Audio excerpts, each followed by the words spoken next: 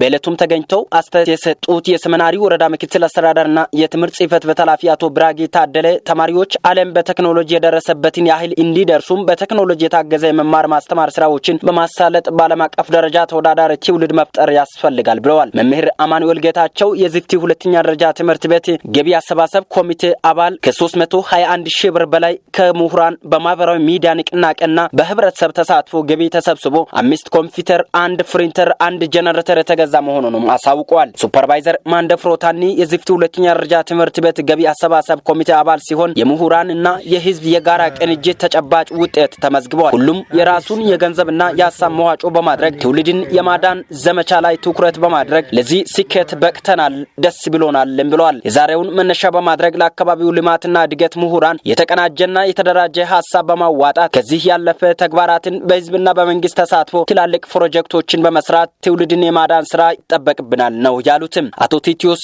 ኤፋ የዚፍቲ ማዘጋጃ ከተማ ነዋሪ፣ አቶ ሲደማ ካርቲ የጭልሻ ቀበሌ ነዋሪና ሌሎች በሰጡት አስተያየት ልጆቻችን ከዚህ ቀደም ወደ ሌላ አካባቢ እየሄዱ ለወጪና ለድካም ሲዳረግ ከነበረበት ወጥተን አሁን ላይ ከቤት እየተመላለሱ እንዲማሩ መንግስት ቢያመቻችም የመማሪያና የጽህፈት መሳሪያዎች ጄነሬተር፣ ኮምፒውተር የመሳሰሉ መሳሪያዎች ባለመኖሩ ስንጨነቅ ነበረ በማለት አስተያየታቸውንም ሰጥተዋል። ስለሆነ ምሁራን በራሳቸው ጥረትና እንቅስቃሴ ለትምህርት ቤቱ ጄነሬተር፣ ኮምፒውተር፣ ፕሪንተር ተገዝቶ በማየታቸው ደስታ ተሰምቶናል ብለዋል። ዘገባው የዲሞክራሲ ዳይሪ ነው።